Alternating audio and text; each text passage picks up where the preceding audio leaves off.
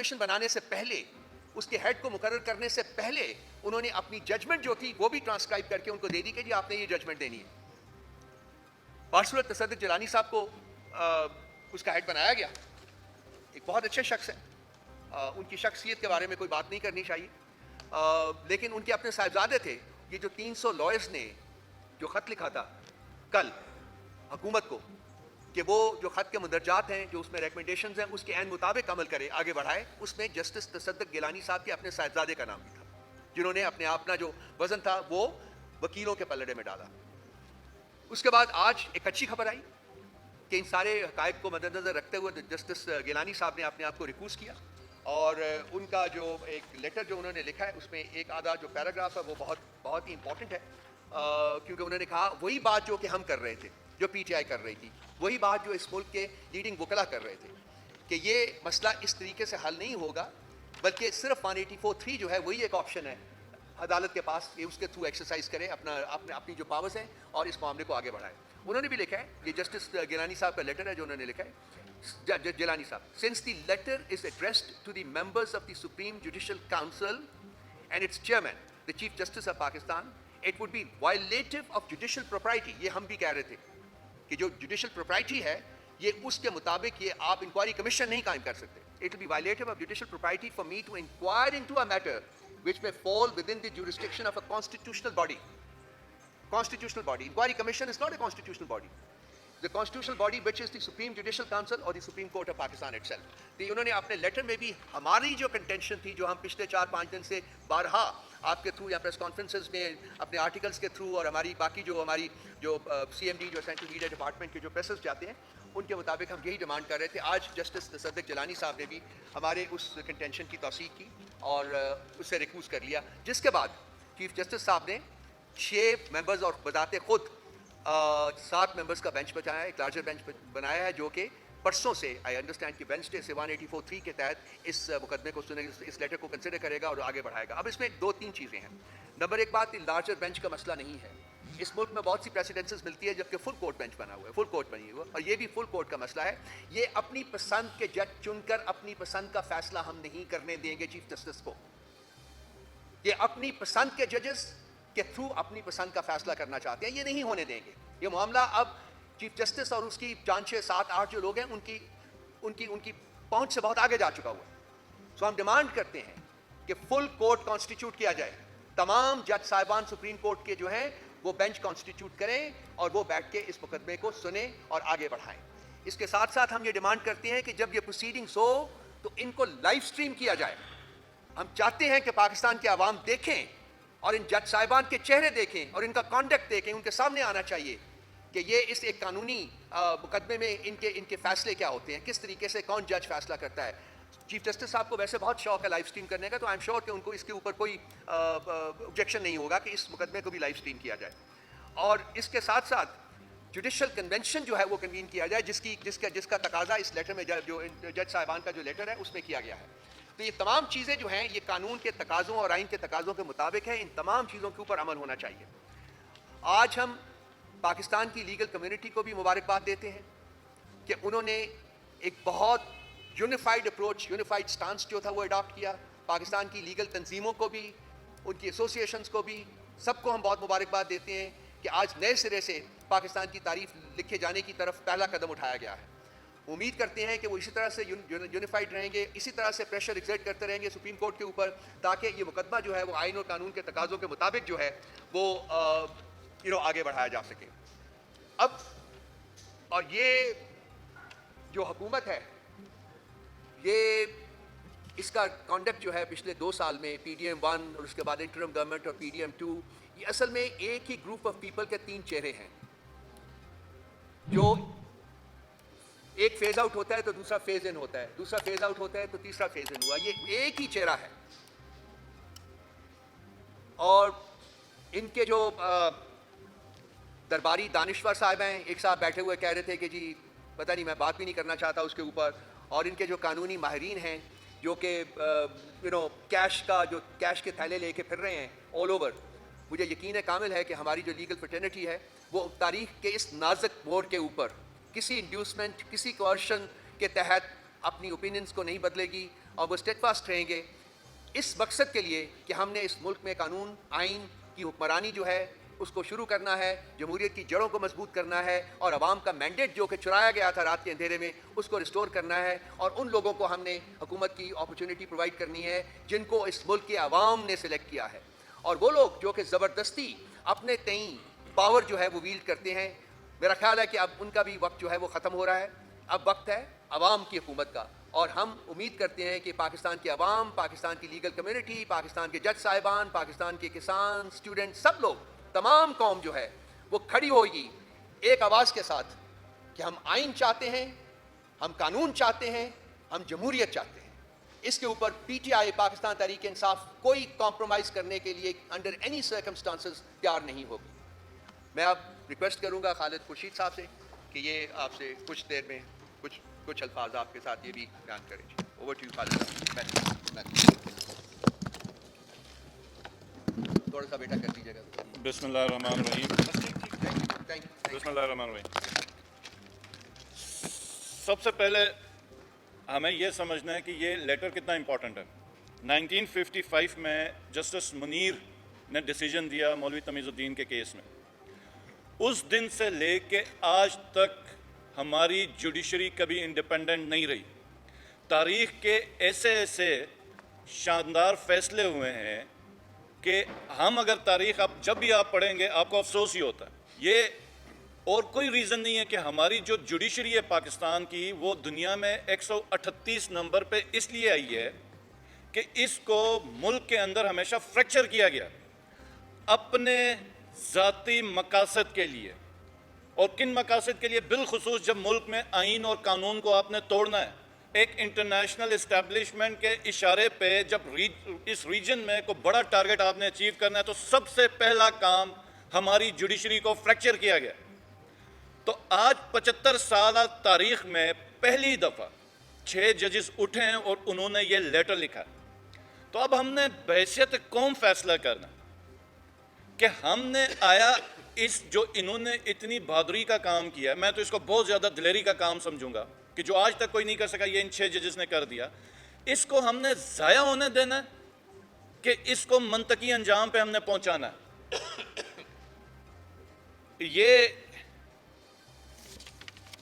اگر ہم اپنے ہمسایوں کے اوپر نظر ڈالیں, لیفٹ رائٹ کے اوپر, 3 اطراف میں پاکستان کے ہمسائے میں کوئی ایسا ملک نہیں ہے, اور اب انکلوڈنگ افغانستان جس کا عدل کا نظام ہمارے سے زیادہ بہتر ہے.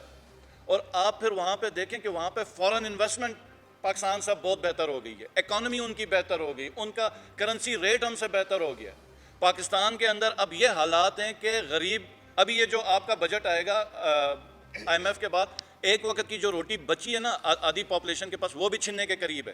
تو یہ سب آپ کا لنکڈ ہے کہ جس معاشرے میں جوڈیشل سسٹم مضبوط ہے, انصاف پائیدار ہے, تو وہ ملک آگے ترقی کرتا ہے. اور جس ملک کے اندر انصاف ہے وہاں فیڈریشن مضبوط ہوتی ہے, وہ ریاست مضبوط ہوتی ہے, اس کی بقا خطرے میں نہیں ہوتی. جب آپ اپنی جوڈیشری کو ہم بحیثیت ریاست ہی ریاستی اداروں کے ذریعے فریکچر کرتے رہیں گے تو یہ ریاست کی بنیاد کے اوپر, یہ جو پاکستان ہے اس کی بنیاد کے اوپر یہ حملہ ہے. آپ سب کچھ تباہ کر رہے ہیں. اور پھر جو دیکھیں خان صاحب کہتے تھے لنڈن پلان, یہ ایک ایک چیز آپ کا عیاں ہو رہا ہے. یہ آپ کا جو لیٹر لکھا ہے 1 مین کمیشن نے, تصدق جیلانی صاحب نے, اس پہ اس نے سب کچھ عیاں کر دیا, ان کا نیکسس عیاں کر دیا ہے.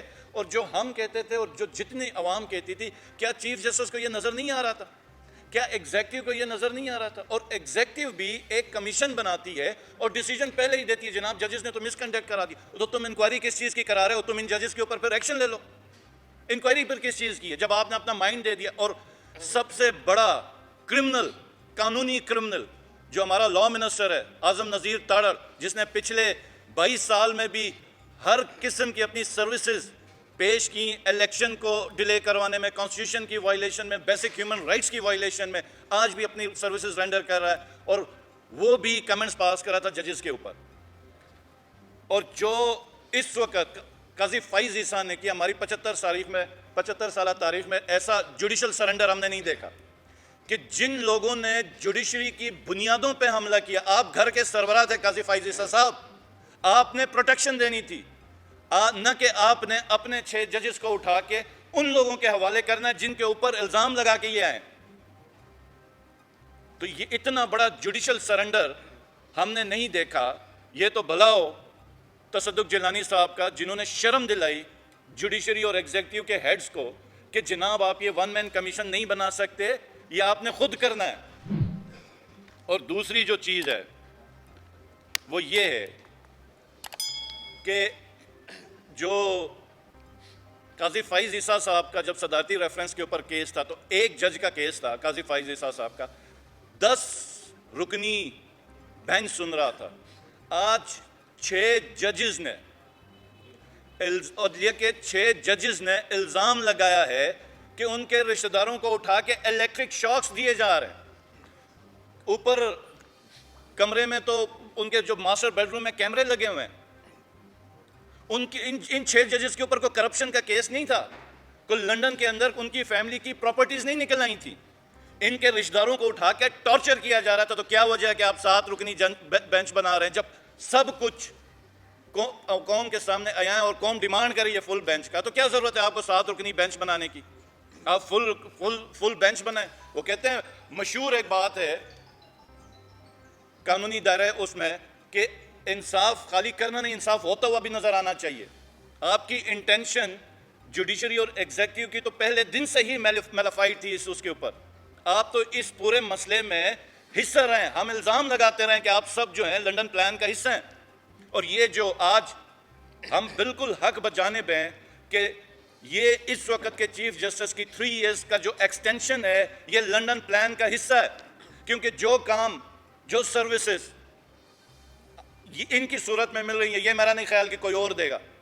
اور میں ریکویسٹ کرتا ہوں پوری قوم سے، کسی بھی پولیٹیکل پارٹی کا ہو، کسی بھی پروفیشن کا ہو، اگر پیپلز پارٹی والے سن رہے کہ اگر جوڈیشری آزاد تھی تو بھٹو کو شاید پھانسی نہ لگتی، پی ایم ایل این والوں کو اگر کوئی اعتراض ہے تو جوڈیشری آزاد ہوتی تو ان کے ساتھ بھی وہ زیادتی نہ ہوتی. آج ہم 2 سال سے تاریخ کا بدترین ہم ظلم برداشت کر رہے ہیں.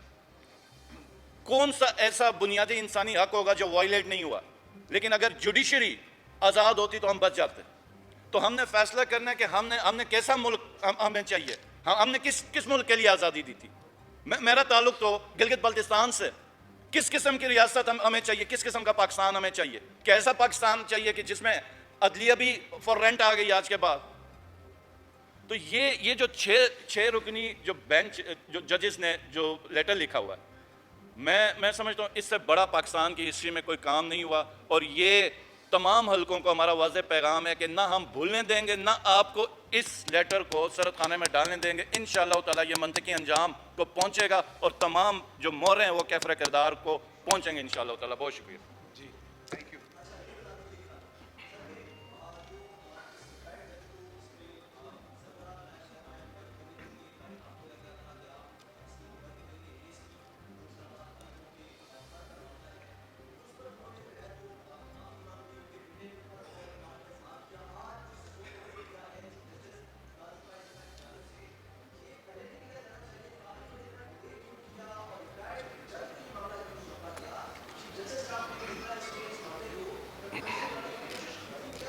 کیونکہ جوڈیشری اور ایگزیکٹو جو ہیں وہ کمپلسٹ تھے اس میں، یک جان و یک غالب تھے. ان دونوں کا مقصد یہ تھا کہ اس سارے معاملے کو رگ کے نیچے دبا دیا جائے. لوگ بھول جائیں گے، وقت گزرے گا تو وہ بھول جائیں گے. یہ کہتے ہیں پارٹنرز ان کرائم. انفارچونیٹلی میرے دوست نے بھی بہت کچھ بیان کیا ہے، میں بالکل ان کے ساتھ ایگری کرتا ہوں اور اس کو بھی آگے لے کے جانا چاہوں گا کہ اب اس معاملے کے بعد چیف جسٹس آف پاکستان کے پاس کوئی لوکل اسٹینڈ آئی نہیں رہتا کہ وہ as chief justice of Pakistan continue کریں. ان کو چھوڑ دینا چاہیے. بالکل ویسے ہی جیسے کہ چیف جسٹس آف اسلام آباد ہائی کورٹ کے بارے میں بھی میں نے اپنی لاسٹ پریس کانفرنس میں بھی کہا تھا کہ he should quit, he should resign. He has no locus standi to continue as a جج of the high court as Islamabad high court. تو یہ ملی بھگت تھی ایگزیکٹو اور جوڈیشری کے درمیان، جو کہ جسٹس جیلانی صاحب کی ریکوزل کی وجہ سے ایکسپوز ہوئی ہے. اور جیسے کہ خالد صاحب نے کہا ہے کہ ہم اس معاملے کو دبنے نہیں دیں گے. P T I is determined کہ اس معاملے کو اپنے منطقی انجام تک ہم نے لے کے جانا ہے. بالکل آپ نے صحیح کہا، پہلے ہی یہ ہونا چاہیے تھا اور فل کورٹ ہونی چاہیے. 6-7 ججز کا جو بینچ ہے وہ ہمیں قبول نہیں ہے اور ہم اس کو نہیں مانیں گے اور ہم اس کو چیلنج کریں گے.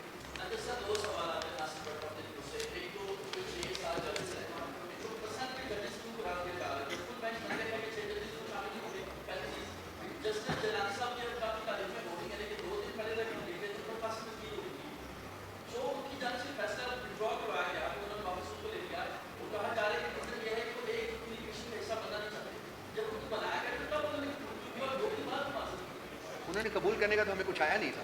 लेटर अभी तक आप कोई पढ़ लेटर लें। नहीं आया था कि जी उनका लेटर वो कबूल उन्होंने किया, उन्होंने बिल्कुल नहीं कबूल किया था। ये सिर्फ एक लेटर आया जो कि उसमें उन्होंने इनकार किया। नंबर एक बात। नंबर दो बात ये और कि रीजन हमारी तरफ से रीजन ये दिए वो जो बयान पढ़ के करें सुना। उसने। हाँ। हमने जस्टिस तसद्दुक़ जिलानी साहब के ऊपर कोई क्रिटिसिज्म नहीं किया, बल्कि मुझे 2-3-4 दफ़ा मुझे प्रोग्राम्स में पूछा गया, मैंने कहा मैं उनकी शख्सियत के ऊपर कोई बात नहीं करना चाहता। वो एक काबिल एहतराम शख्स हैं और हमारे वो नॉमिनी थे, आपको याद होगा, इंटरिम प्राइम मिनिस्टर के लिए। सो उनकी शख्सियत के ऊपर पीटीआई में कोई बंदा कोई नेगेटिवली गुफ्तगू नहीं कर सकता था। लेकिन हमारी जो इंटेंशन थी वो चंद सूरों पर मबनी थी, वो शख्सियात पर मबनी नहीं थी।